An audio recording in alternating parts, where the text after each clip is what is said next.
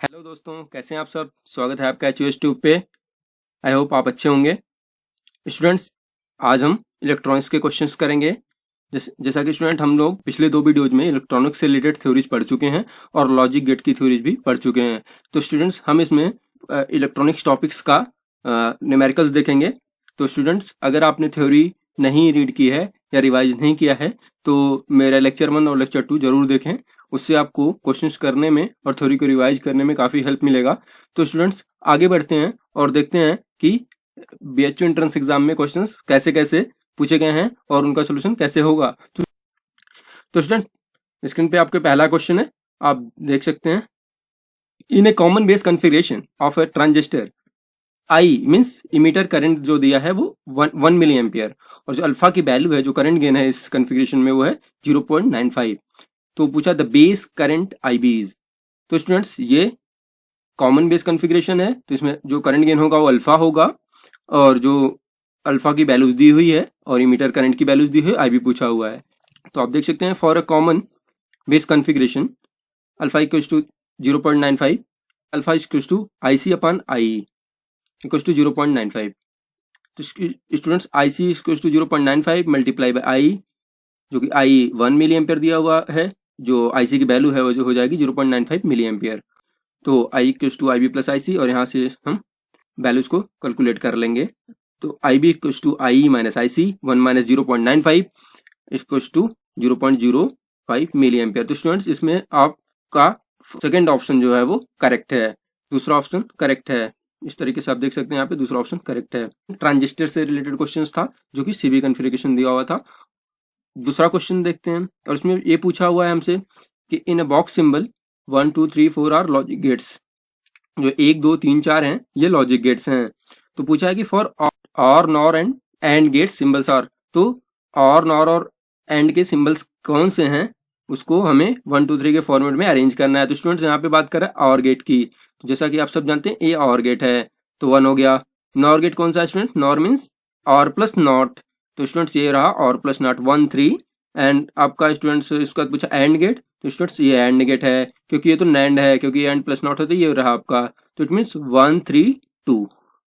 तो स्टूडेंट्स, हो जाएगा हमारा 1 3 एंड 2। स्टूडेंट, ये होगा हमारा करेक्ट आंसर।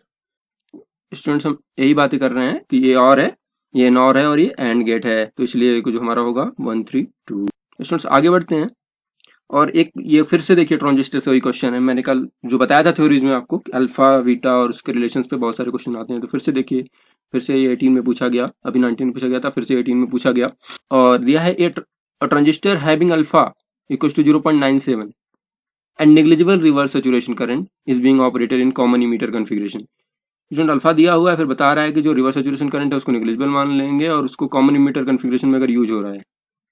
तो स्टूडेंट्स, बेस करंट भी दिया हुआ है, I is 250 micro ampere, then the collector current will be.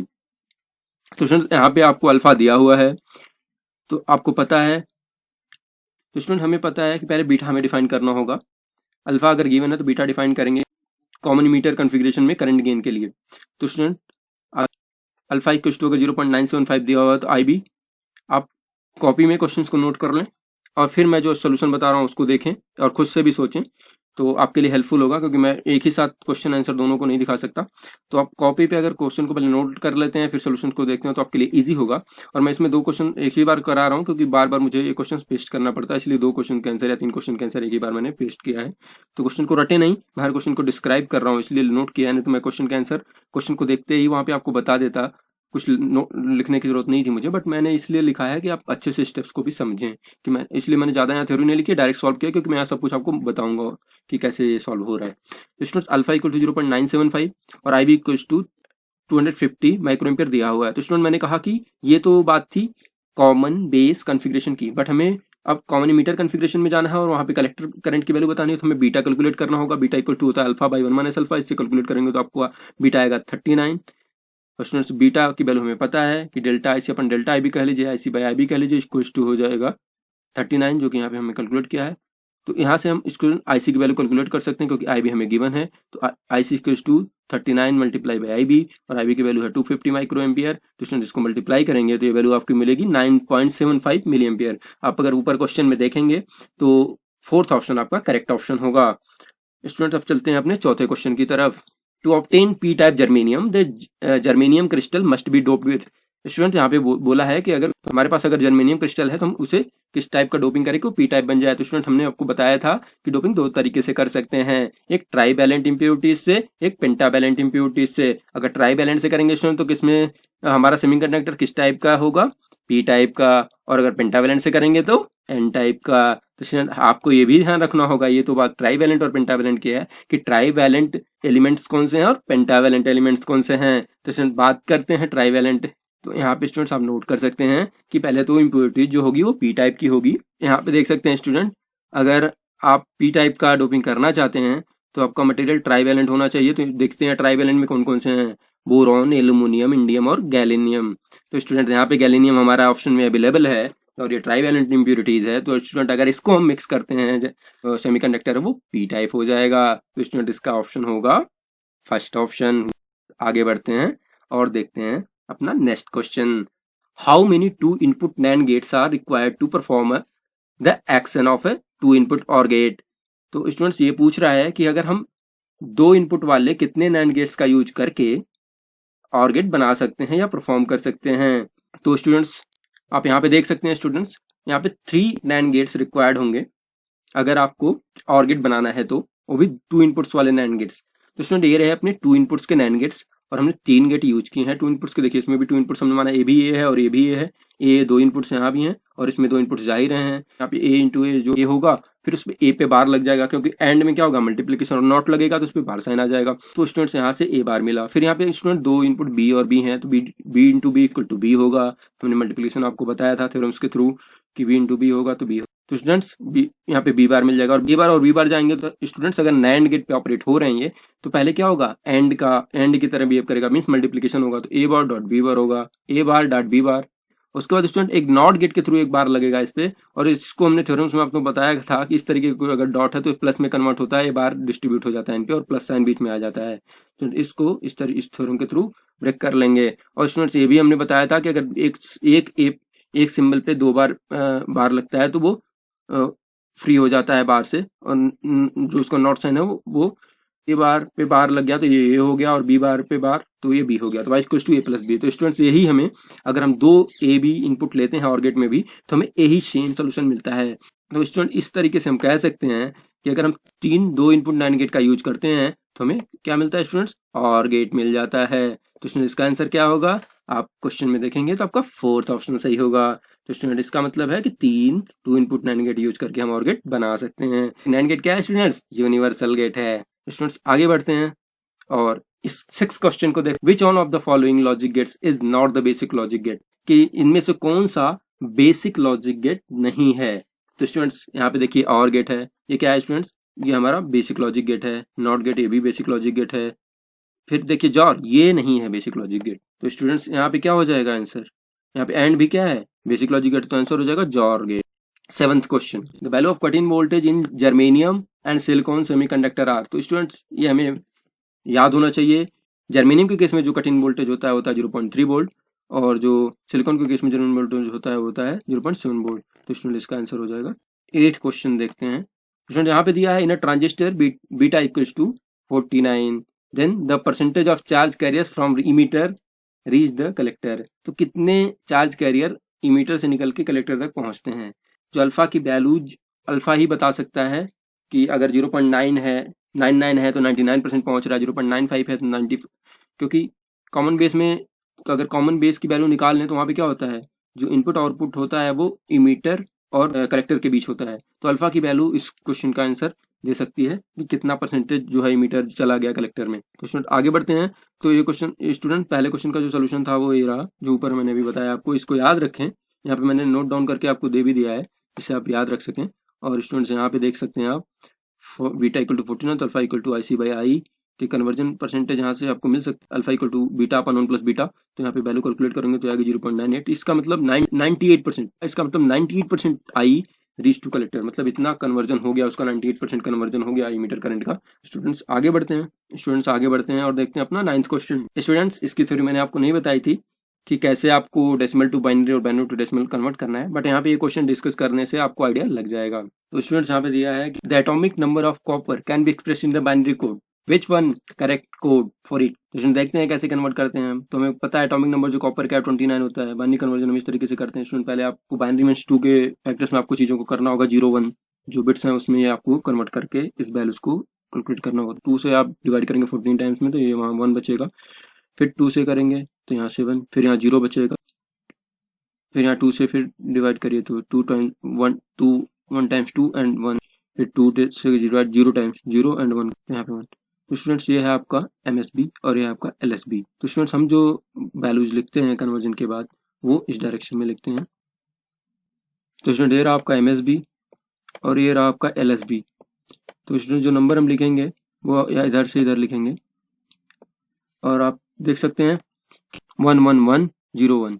तो स्टूडेंट हम आगे आपको बताएंगे प्रॉपर तरीके से अगर कभी इसका थ्योरी पढ़ाएंगे। तो स्टूडेंट्स हमने देखा कि बाइनरी कन्वर्जन इस तरीके से होता है कि हम पहले डिवाइड कर लेते हैं 2 के फैक्टर से और चीज़ों को, और जो कैरी आती है उसे अरेंज कर देते हैं, और जो भी हम यहाँ से डाउन टू अप जो वैल्यूज है वो नोट कर लेते हैं। तो ये हमारा हो गया बाइनरी कन्वर्जन, 29 का ही बाइनरी कन्वर्जन है। और इसे हम क्रॉस चेक करने के लिए फिर से इसे इस फॉर्मेट से मैच कराएंगे स्टूडेंट्स। इसको 2 की पावर में सब को इंक्रीजिंग करते हुए फिर इनसे मल्टीप्लाई करके सम करके ऐड करने पे देखते हैं वैल्यूज आता है कि नहीं आता है। तो 2:0 multiply by 1, 2:1 multiply by this.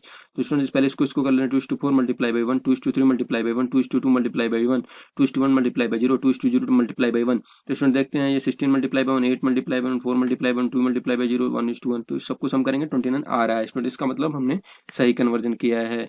तो इस तरीके से आप students decimal to binary conversion और बाइनरी टू डेसिमल कन्वर्जन आपको आना चाहिए। अगर मुझे टाइम मिलता है तो मैं आगे इस पे एक वीडियो बना दूंगा जिससे आपको इसमें कोई डाउट नहीं रहेगा। इसका एक क्वेश्चन कभी कभी आ जाता है स्टूडेंट, तो इसका भी, लेकिन आप उसे सेफ्टी के लिए इसको भी पूरी तरीके से सीख लें। आगे बढ़ते हैं स्टूडेंट और देखते हैं क्वेश्चन नंबर 10। तो student in figure 2 input NAND gate is converted into, इसमें देखिए कि जो ये NAND गेट है एक इसमें कन्वर्ट हो गया है। तो हम देखते हैं कि जो 2 इनपुट है अगर, तो y की वैल्यू क्या आती है उस हिसाब से हम बता पाएंगे स्टूडेंट्स कि ये किस में कन्वर्ट हो रहा है। तो स्टूडेंट यहाँ पे देखते हैं 2 इनपुट NAND गेट, मान लीजिए ये और ये है, तो जो हमें वैल्यू मिलेगी y की वो ये बार मिलेगी। और स्टूडेंट ये वैल्यू मिलती है हमें नॉट गेट में। अगर ये वैल्यू हम यहाँ पे एक नॉट गेट ले लें, स्टूडेंट सिंबल आपको याद होगा लेकिन मैं बना देता हूँ। तो अगर स्टूडेंट्स हम इनपुट A लेते हैं तो हमें नॉट गेट के केस में आउटपुट क्या मिलता है स्टूडेंट्स, आपको पता होगा, हमने ये थ्योरी में पढ़ा था।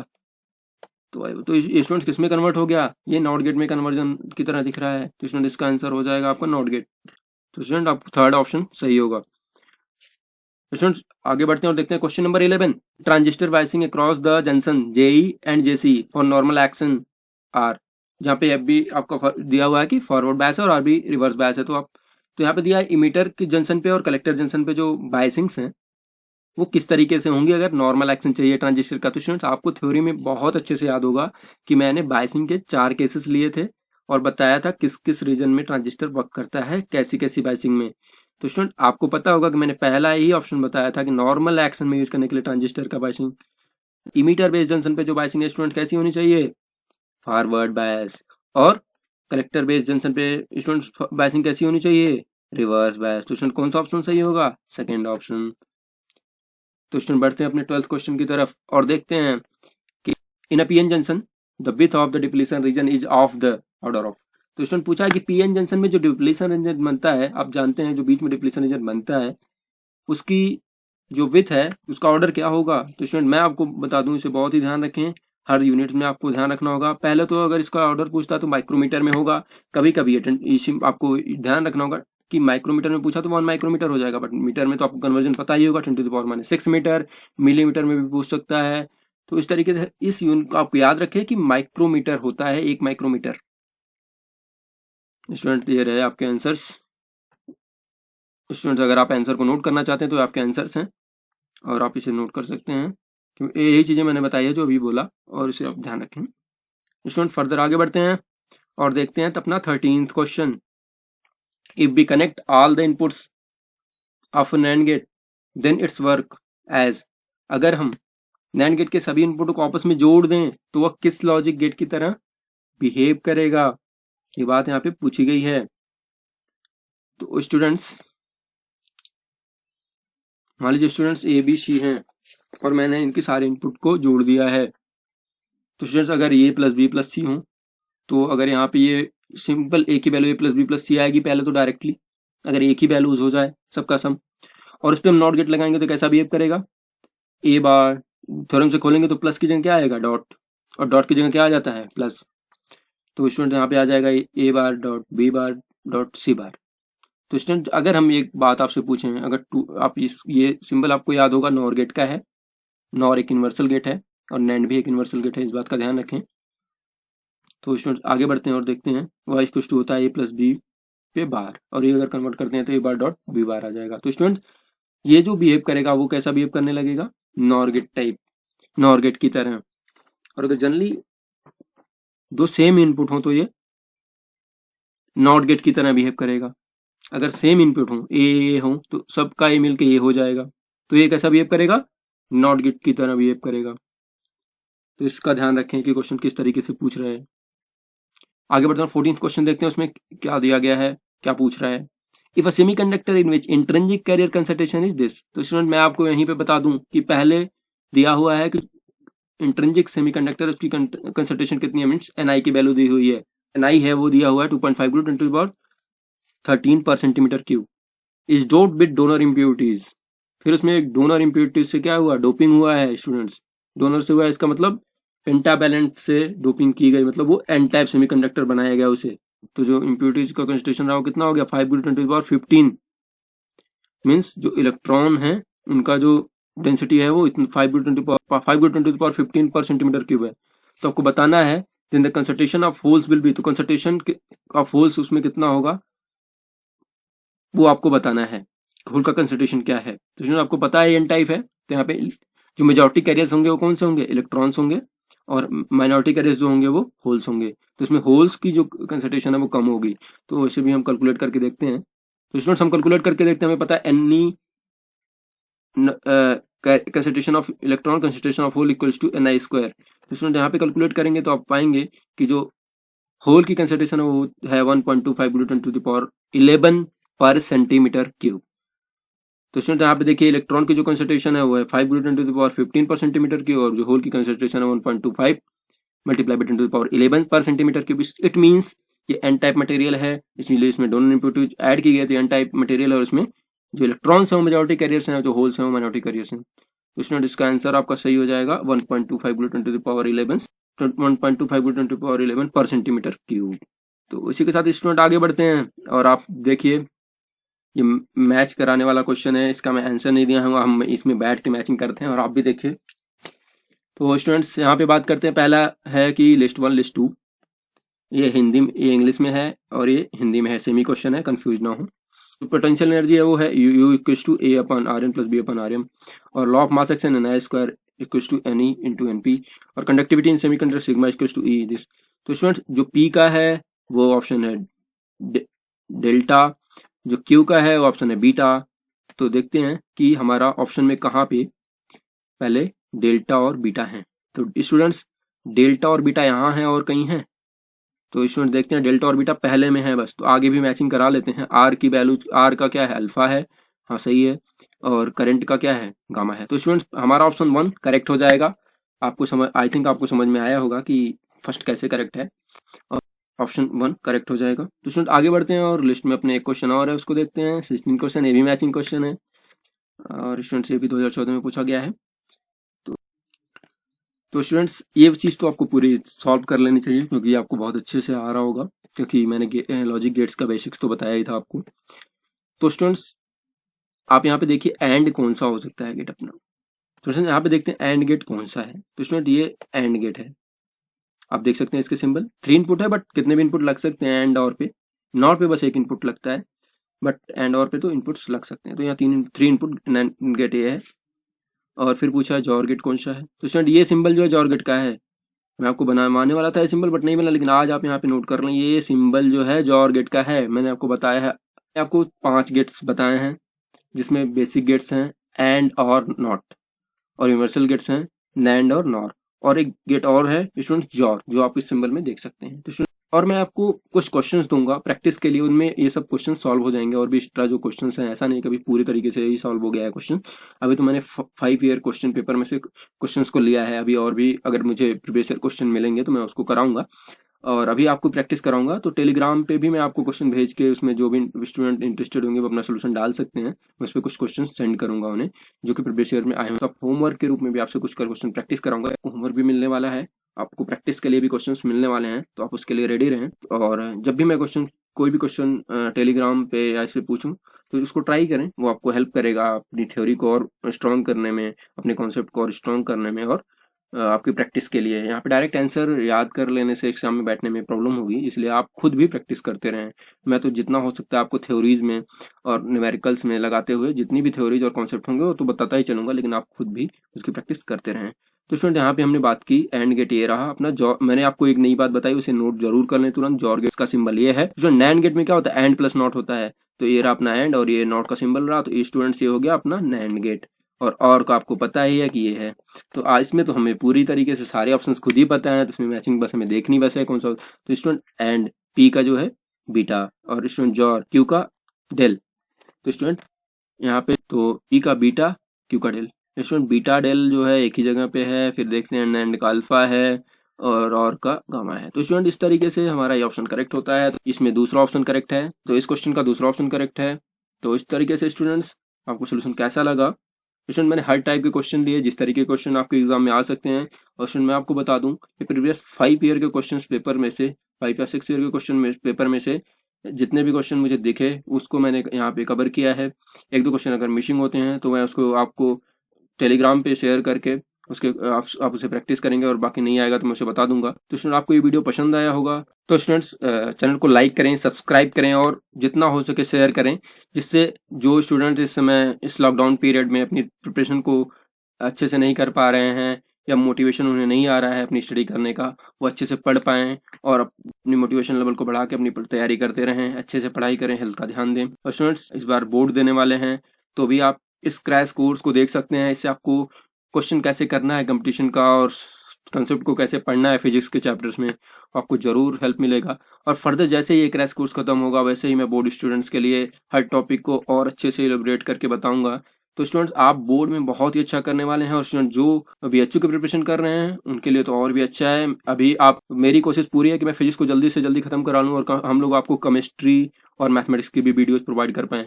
तो स्टूडेंट जो लोग 11th में है, 12th में है या 12th से आगे कहीं भी अपने फिजिक्स से रिलेटेड एग्जाम देने वाले हैं, उनको सारी नॉलेज यहाँ पे मिलने वाली है और वो कंपटीशन में बहुत अच्छा करने वाले हैं। तो स्टूडेंट्स इस बात का ध्यान दें और अपनी हेल्थ का ध्यान रखते हुए, अपने आप को मोटिवेट रखते हुए और पढ़ाई पे पूरी तरह फोकस्ड रहें, क्योंकि अगर एक बार आप लैग करते हैं पढ़ाई को तो फिर चीज़ों को समझना, फिर कंपटीशन में आना बहुत ही मुश्किल हो जाता है। इसलिए अपने लेवल को बनाए रखें और चीज़ों को समझते रहें और काफ़ी टाइम दें अपनी स्टडी पे। बहुत ही अच्छा टाइम है, कहीं पे और टाइम वेस्ट नहीं हो रहा है, ना घूमने में ना कहीं बाहर जाने में। तो पढ़ाई को अपना ये पूरा टाइम पढ़ाई को दे दीजिए इस टाइम, जिससे कि आपको फिर आगे आप बहुत अच्छा स्कोर कर पाएँ। तो अगर बोर्ड स्टूडेंट्स हैं तो इधर ही 2-3 मंथ में अपना पूरा टाइम दे के अच्छे से अपने कोर्स ख़त्म कर लें। कंपटीशन के लिए और रिवीजन के लिए मैं यहाँ पे प्लेटफॉर्म लाया हूँ और मेरी कोशिश होगी कि मैक्सिमम से मैक्सिमम जो भी साइंस की चीज़ें हैं वो आपको रिवाइज करा पाऊँ, जैसे मैथमेटिक्स, केमिस्ट्री और फिजिक्स।